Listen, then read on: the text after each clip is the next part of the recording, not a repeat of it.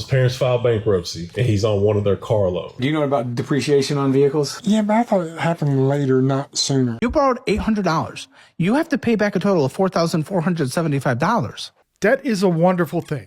It lets you make today's problems tomorrow's problems. And these people have really embraced that idea. His parents filed bankruptcy, and he's on one of their car loans. Whenever he tries to go get a car, the credit's ringing, that shows up. Because that account is in bankruptcy, technically, yeah. Makes it tougher? Not impossible, though. I've dealt with that before. It definitely makes it tougher. How is his credit otherwise? He pays all his bills, not really in debt, but that shows up. So this is a great example of where a lot of dealers just give up because it's hard, because you got to do some explaining and massaging. This one takes a little bit more work than usual. There's a lot that has to line up, a lot that can get in the way. And if they manage to pull it off, he gets a brand new monthly payment. That's quite the reward. Really makes all the effort worth it. Some banks just buy off scorecards. So whatever their computer says, that's what the approval or denial is. Can't do anything. We've got several banks that are what I call relationship banks. So you can call them and explain situations just like that, and then they'll look at it that way. Does he have something picked out on the lot? No, not yet. Have him do an application. Tell him you just talked to me, and we'll try and let him know. But I think we can. Assuming everything else is good. There's a lot of variables that we don't know till I see his credit.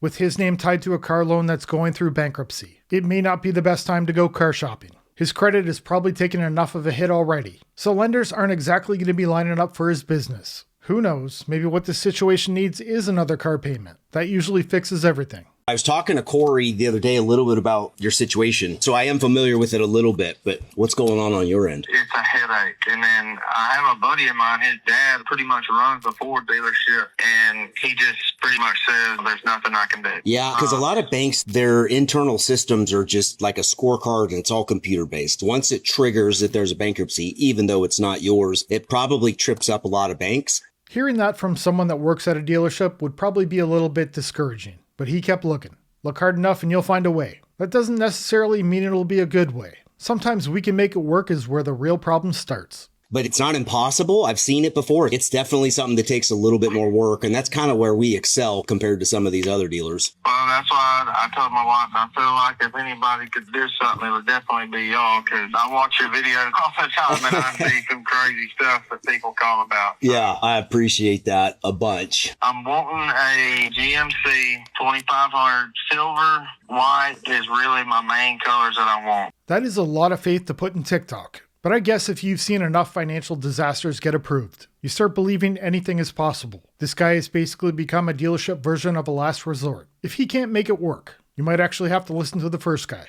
Okay. I don't want black and I do not want red. My main thing is that screen. I want the bigger screen, four-wheel drive, diesel, and a crew cab. No more than a 22, no less than like a 2018. Okay. Mileage, I'm not really that worried as long as it's not like crazy. Nothing crazy. Yeah, okay. And now GMC only, or would you consider a Chevrolet? Man, I want the GMC. Right. A big screen is high on the list. Mileage not quite as important. As long as it hasn't been driven to the moon, it's fine. So mechanically, we've got some flexibility. But that screen better be enormous. Priorities are in excellent shape. I went up to trade my Blazer. I lost my job. Oh, man. I just bought it like 6 months ago. Payment is more than I can afford. What are you paying now? $800 a month. $800 a month. Okay. Did you buy it new or used? New. So you're trying to lower your payments? Yeah. What are you trying to get to? Somewhere like $300. Where did you buy it? At the Chevrolet close to my house. Okay. Do you know about depreciation on vehicles? Yeah, but I thought it happened later, not sooner. In fact, it's the exact opposite. It happens usually the most is right at the beginning. If you've only had this thing for 6 months, you probably haven't really paid down much of the principal balance yet. He's trying to go from an $800 payment to around $300, only 6 months into the loan.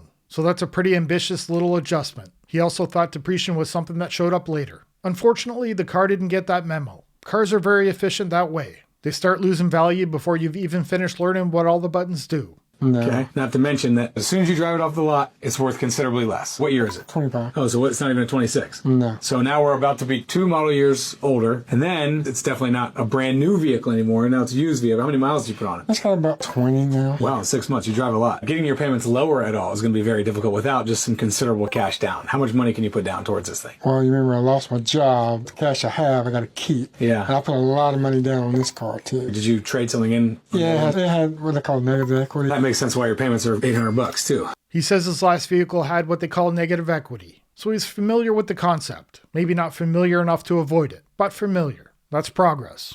Sort of. Yeah, geez, this is a tough one. To get you to lower payments at all is going to be impossible. It's just the math. Let's say I was going to sell you a $10,000 car. How's your credit now? It's decent. It's in the sixes. Okay, so max they're going to lend you on a used vehicle is probably 120% of the value of the vehicle. So at $10,000, that's 12 grand. The problem is that you're going to have probably 8 grand worth of negative equity at least on your vehicle. That means with that negative equity, we have to roll it into the new deal. So you're basically just taking that 8 grand right off the top and adding it to the sales price of this $10,000 car. The funny thing about math is it doesn't care what payment you want, especially when you have negative equity and nothing to put down. There's only so much you can do with that. Eventually, the calculator just gives you the answer you were trying to avoid. Math is rude like that. It keeps coming up with the same answer. $18,000 is really what you're going to be financing, and a bank is only going to loan you $12,000 on that car because they think that the asset is only worth 10 grand. It's just very, very difficult. Now, the real sweet spot to owning a vehicle is probably about after year 3 to 4. That's when you start to build some positive equity. That's when you owe less on the vehicle than it's worth. Okay, so basically I need to keep it for 2 years. At least, yeah. In this case, but you had negative equity in the previous deal, so it might be even a little bit longer. So to get you to $300 payment, just to get you to any lower payment, you need cash down. Okay.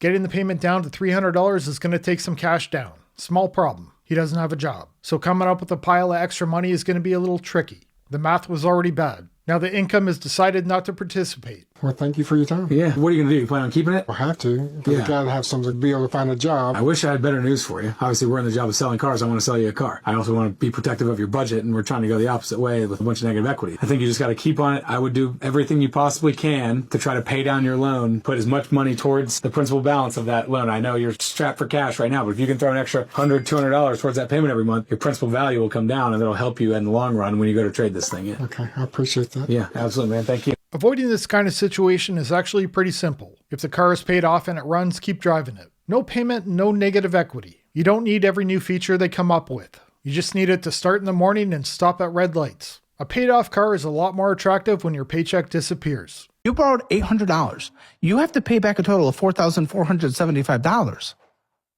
It's a lot. Why? Where did it go? Did she even know about this? No. So he did this behind your back. Every time he Oh does it behind my back. Every time. Where'd the money go? So it went to them at the house. Like they needed money in the account. I hadn't got paid yet. So I just made sure there's money in the account for whatever they need. He needed $800. Now he owes more than $4,000. That's a pretty impressive return for the lender. His partner didn't know about it either. So the loan came with interest and a relationship problem. That's really getting your money's worth. So I don't know what it got spent on, but it got Bills spent. and food. You just took this out. Yeah, because I just went to school for my license. $203.30. No, it's every other. Like that one I plan on paying the... I'm glad you next plan paycheck. on, but will you? Because every Yeah, time for someone sure. That one, for sure. Every time someone takes out a personal loan, they plan to do it. They never do, or a payday loan. As long as not, that's most of the paycheck's not gone from your other payments. That's the Everybody plans to pay it back. Nobody borrows money expecting problems to come up, but that's usually when something does. Then the payment gets pushed back, then pushed back again, and the lender keeps enjoying the arrangement. I live, of course, in New York City. I'm 34 years old. I'm a social worker, and I have a son. Right now, I only have one stream of income, and I have roughly around $300,000 worth of debt. This is also including student loans, credit cards, etc. And I'm trying to prioritize what to focus on first. It's bringing on a lot of anxiety. I do make about 60, I believe 65. I got a raise today, actually. Making $65,000 a year with $300,000 of debt is a serious problem. The good news is she got a raise today. That should knock out the debt somewhere around retirement, maybe sooner if she skips lunch. This is going to take more than a slightly better paycheck. She might want to ask for another raise tomorrow. And so I'm just trying to figure out how I can be debt-free in a short amount of time, have some savings. I can't save for anything. And just live comfortably. That's the biggest thing for me.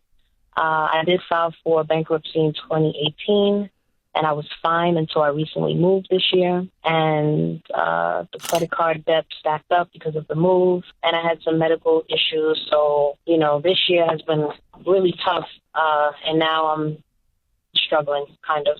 She says she's kind of struggling. With $300,000 of debt, I think we can drop kind of. That's like saying your house is kind of on fire. We're a little past cutting back on takeout. This needs a serious plan. A coupon code isn't getting her out of this one. That's it for this one. Thanks for watching. I'll see you in the next one. Bye.